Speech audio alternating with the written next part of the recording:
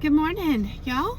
So today we're going to go back into chapter 12 in the book, Women Who Run with the Wolves. I always have it upside down. And we're going to finish this chapter out. So, I'm sorry, it's chapter 13. I wonder how many times I've been saying chapter 12. Yes, chapter 13. We're going to finish that out.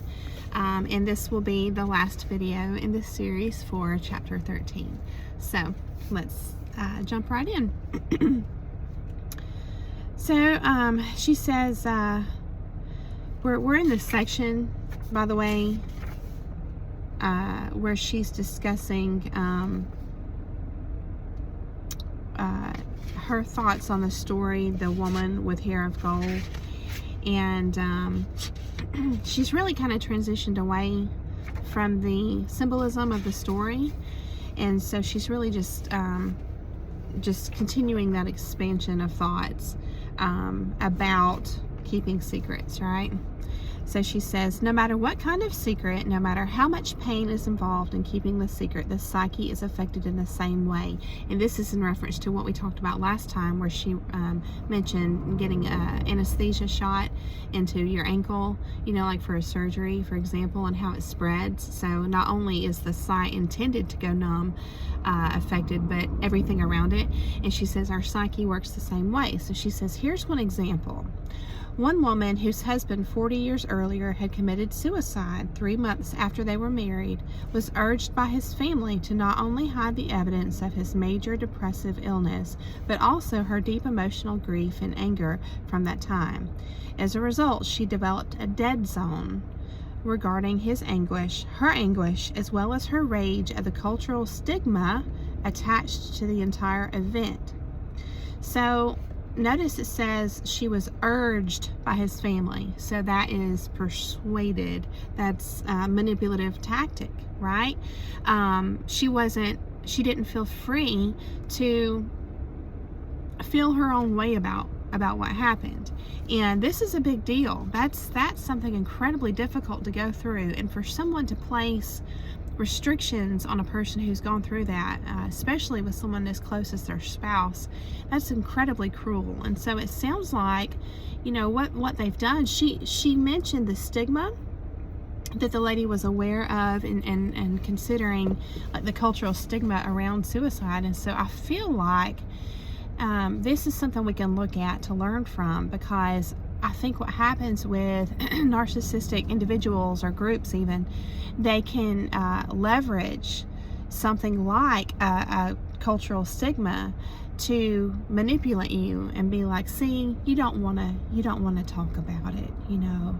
And so I think anything that they can find that exists out there in our community, our culture, through history, your own past, your family's past, anything that they can just latch onto and leverage as a part of their reasoning, which is just their manipulative tactics to persuade you to do what they want you to do, right? That they're going to do it. So that's just something to be aware of, you know, when you're evaluating a toxic person or situation. Like, are they referencing, like, are they trying to build an argument for why they want to persuade you to do something? You know, just kind of be aware. Awareness is key, in my opinion. So it says, she allowed the husband's family to betray her. She allowed the husband's family to betray her by agreeing to their requirement that she never reveal the fact of their cruel treatment of her husband over the years. So there's the motivation right there. Yes, and so, and she elaborates on this story with this poor woman, and how nobody ever called to check up on her and see how she's feeling, and she wound up, just like that example with the ankle, the anesthesia shot, she wound up developing, because she was holding this secret. That's the reason she was holding this in. So the dead zone, right, spread, and so it explains here, even like celebratory events like anniversaries and birthdays, including her own, they just all became numb, and she didn't even care anymore about those kind of things. And it says also, all of these familial and friendship events were disparaged by the woman, who overtly considered them a waste of time. And this is important. To her unconscious, however, they were empty gestures, for no one had come close to her in her times of despair. Yes, you can see how it's kind of like, you know, her mindset is, if you're not going to care about the things most important to me, if I'm not allowed to acknowledge them with you, then why should I acknowledge the good times with you or share the good times with you? See what I'm saying? So I hope that this is kind of validating you. If this is resonating with you in some way, I hope this is offering you some validation. It says her chronic grief, that shameful secret keeping, had eaten into the area of her psyche that governed relatedness. Most often we wound others. Most often we wound others where, or very close to where, we have been wounded ourselves. So that's interesting. And so then she goes on to talk about wounds in general, and how, you know, a wound needs to be disinfected and washed, you know, regularly, several times while it heals.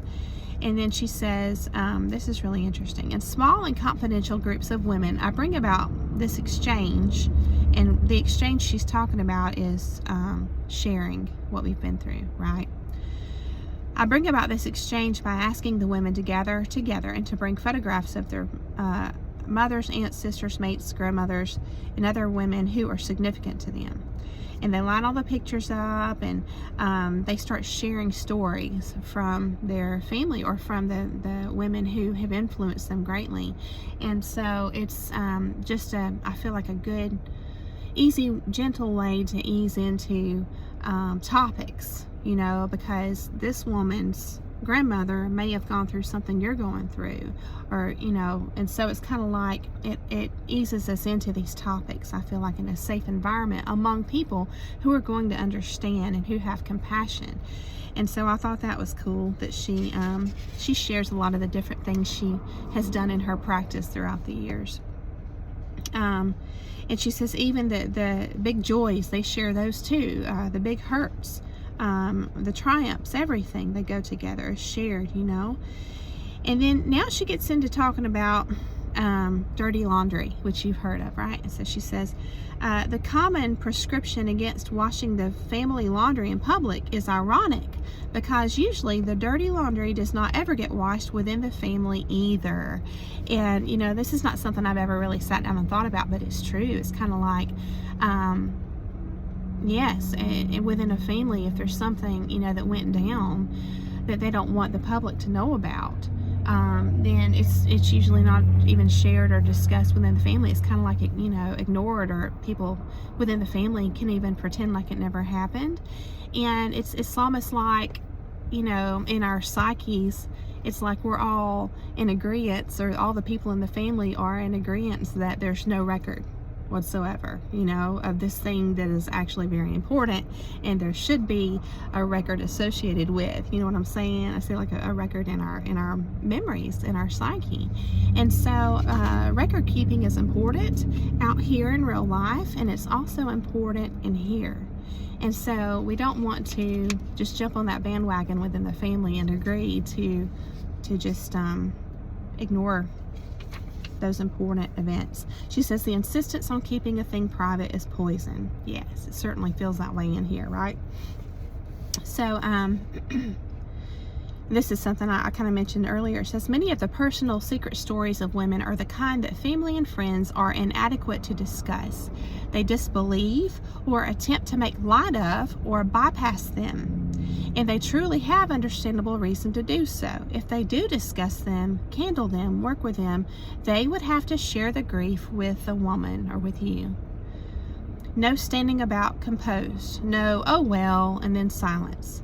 So people just sometimes choose to avoid it altogether.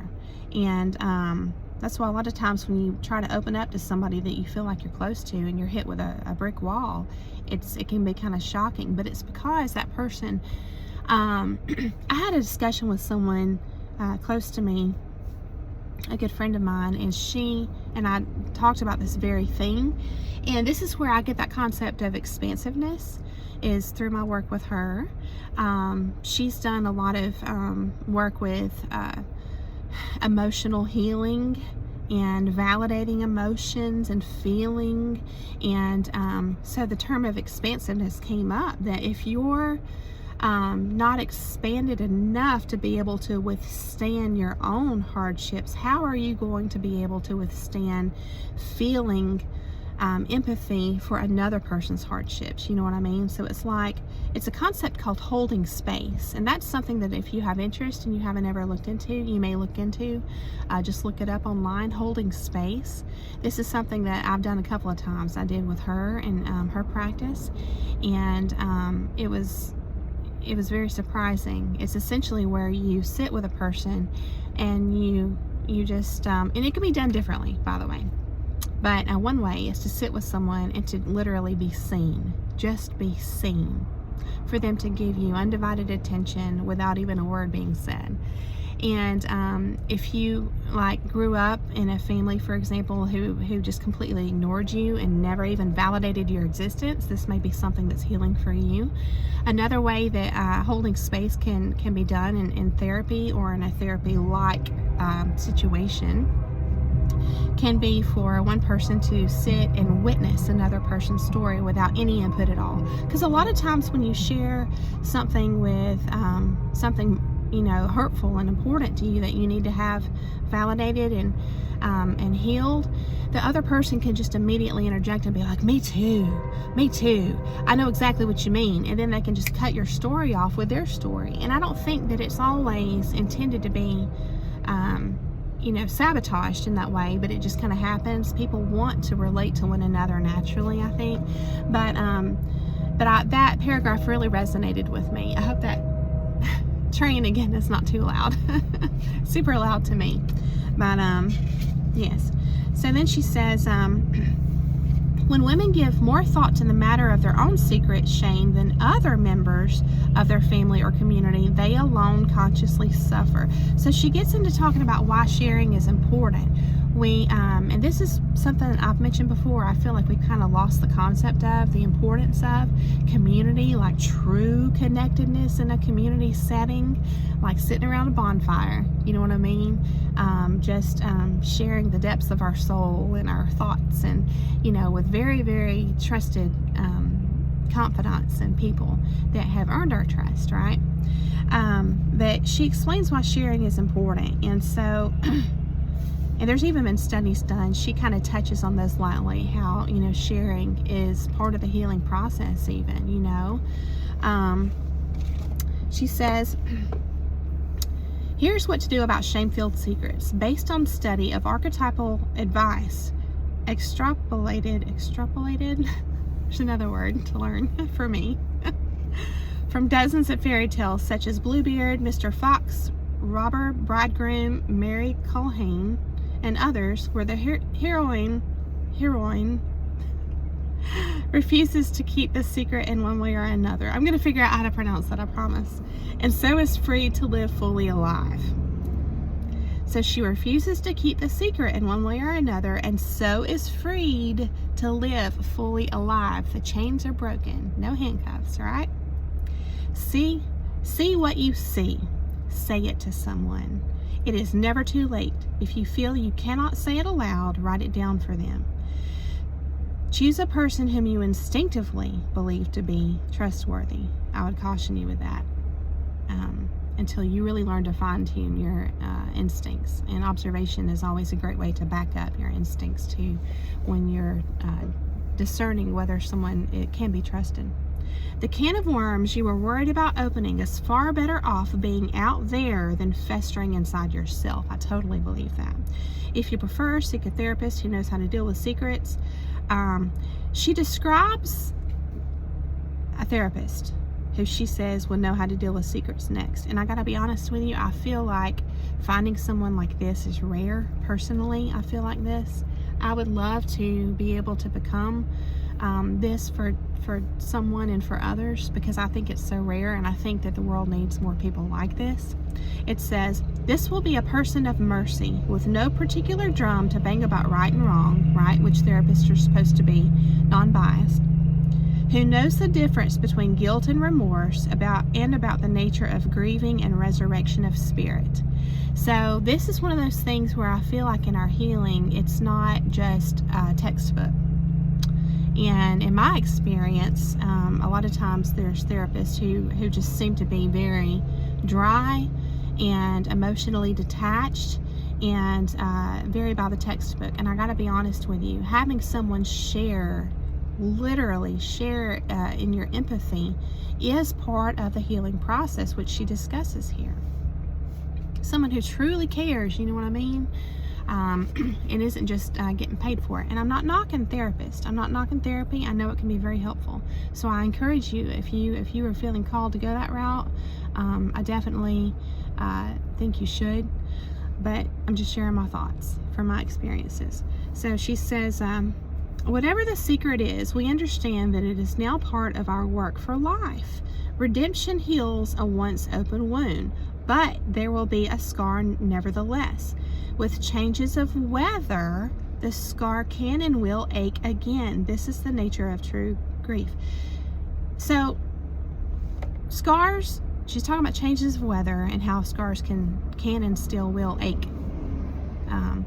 Scars make us resilient, but they are tender. They can be tender, is how I see it. So you have this layer of where you've healed, this layer of resiliency, but there's tender spots. And I view this actually as a good thing, truthfully, the scars. If we just kind of apply metaphors to this concept, it's kind of like if something causes a scar within us to become tender and to catch our attention, it's almost like every scar we have, however many there are, 2 or 3, 7, 8, however, I view them as arms of our security system, our internal security system. And it's like if something pings one of the arms of the security system, it's going to feel tender to us. It's going to get our attention for a purpose. We want things to get our attention. And it's just part of our security system to keep us from falling victim again to a manipulative person or some kind of exploitative tactic. You see what I'm saying? So I feel like this is actually a benefit. Look at this huge water jug I got the other day, y'all. Isn't that great? So I think I got this at Walmart. Just so handy. You just fill it up one time and you're good to go for the day. I love it. So the challenge is it doesn't fit in your cup holder. So I've had to create my own do-it-yourself holder for it, which really isn't a problem because I can use all of my junk that I carry with me, my mobile office stuff, which includes like a couple of sweaters and my purse and makeup and notepads and stuff. I can use all that to kind of wedge around it. this little tub I keep here in my passenger seat, so it holds it for me. So I just encourage you to drink plenty of water, really and truly, because water is very energizing. Since I'm on the topic, I have found, I love my caffeine, obviously. I still have to have at least one good coffee a day, if not 2. I try to limit my sugar, but because sugar makes me feel bad, ultimately. But water is more energizing to me than anything. So if you just haven't made that connection yet, I encourage you, if you're feeling sluggish a lot and a lot of fatigue, I just encourage you to try upping your water intake and see how that affects you, and lowering your sugar intake, and that's just good for you anyway, right? But water truly does give me energy. So I hope that's a tip that you can use and it will benefit you. So then she goes into talking about deep hurts, hard things, and I'll just let you read that if you have the book, or the audio is available on YouTube, I think, as well. But she says we can continue to experience periods of active grieving, what she calls active grieving. Although the episodes become farther and farther apart in time and shorter in duration, they have close to the same intensity of gut-staggering grief as the first occasion. So if you have someone if you've been through like a severe tragedy and you have someone in your life who is, impatient with you and just like, why aren't you over it already? You know what I mean? I just hope that this is validating to you, that it's normal for grief to work in this manner, especially with regard to those really tough things that we can endure in this human experience. I just hope that this is validating for you. If you're facing invalidating comments a lot, I'm going to read it to you one more time. We can continue to experience periods of active grieving. Although the episodes become farther and farther apart in time and shorter in duration, they have close to the same intensity of gut-staggering grief as the first occasion. And then she says, when a secret is not told, grieving goes on anyway and for life. When a secret is not told, grieving goes on anyway and for life. The keeping of secrets interferes with the natural self-healing hygiene of psyche and spirit. This is one more reason to say our secrets. Telling and grieving resurrect us from the dead zone. Yes, it does. I know this personally. They allow us to leave the death cult of secrets behind. Doesn't that just hit the target? It just sounds so accurate, a description, doesn't it? The death cult of secrets. We can grieve and grieve hard and come out of it tear-stained rather than shame-stained. We can come out deepened, fully acknowledged, and filled with new life. Wild Woman will hold us while we grieve. She is the instinctual self, and she can bear all of our screaming, our wailing, our wishing to die without dying, and all this. So there's this core inside of us that is a warrior, that is strong, that can bear all of this. We just have to tap into it, you know what I mean, and pull away from all these invalidating things out in the world and get in touch with that inner strength that we have.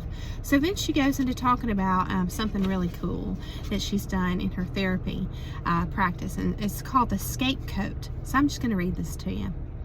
Sometimes in my work with women, I show them how to make a full-length scapecoat from cloth or some other material.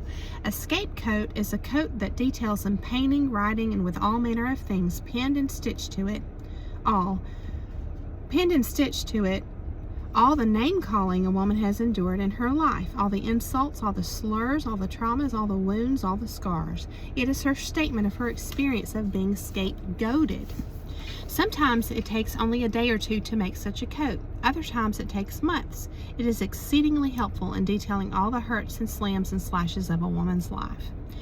And then she talks about making her own and how, it was really kind of heavy, and it actually developed a train. It was so long.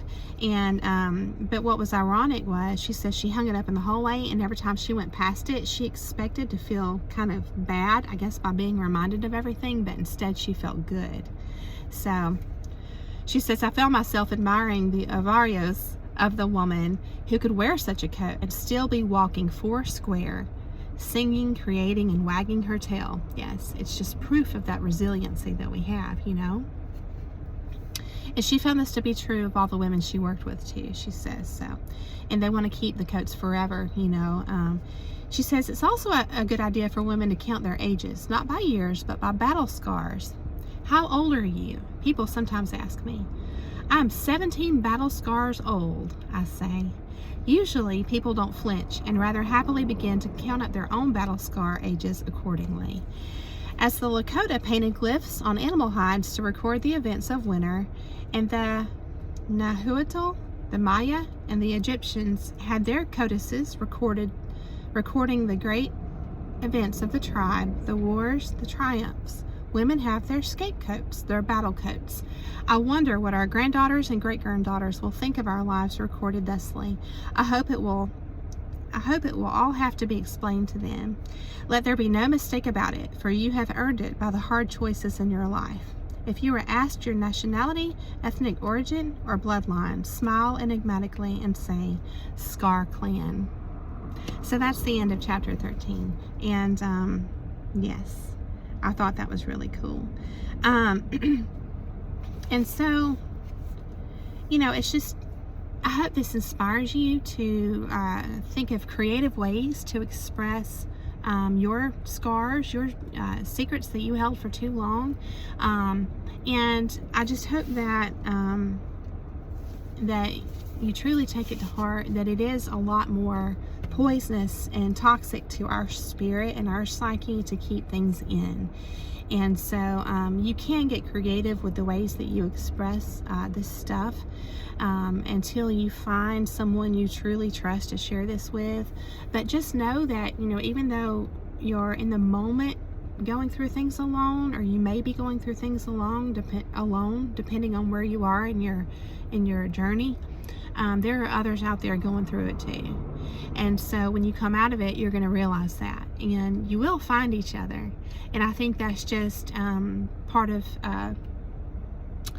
the beauty of the numinous layer of this life. You know, again, if you're a spiritual person, if you have those kind of beliefs, which I do, but I believe that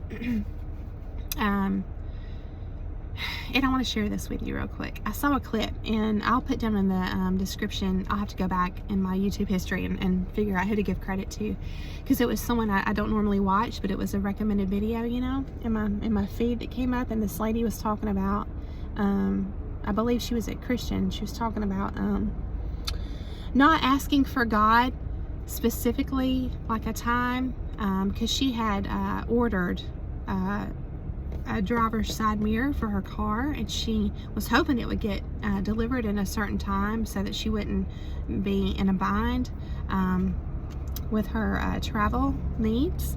And so she was praying for it to arrive, like, please let it get here by Wednesday or Thursday, or Thursday or Friday, and it actually showed up Wednesday. And the lesson was, you know, to pray for and ask God for things to be right on time. So it's remembering divine timing, and that God knows better than we do, you know. And so I just hope that encourages you too. And so it's the same way on this journey, in this walk. And I believe that what we need, if we just stay strong and resilient, keep our faith, and just put one foot in front of the other, baby steps, one step at a time, little by little, if we can do that, then I truly believe that we're going to make some headway. We're going to one day look back and be amazed at how far we've come. And I think it's important to stop and acknowledge that from time to time. You know what I mean? Acknowledge how far we've come and the work we've done. And I just hope that you've been inspired by today's message, and I just really love walking this journey with you, and I hope that you enjoy it too, and I hope that you have a beautiful day. And we'll be starting chapter 14 very soon. This is a very, very rich and beautiful chapter. I thought this was the last chapter, but there's actually a short chapter 15 after that, but it's called La Selva Subterránea, Initiation in the Underground Forest. This is like a culmination of everything we've read in the book thus far, and so it's really beautiful. There's a lot of layers. It's about, you know, the result of going through hardships and doing the healing work, you know, like, then what? It's like the result of that, and how rich our life can be after all of this. So in the latter stages of our journey, so because it's never over, right, till we move on. But it's just a beautiful chapter. So I hope that you'll continue to join me, and I thank you again, and I hope you have a beautiful day, and I will see you again very soon.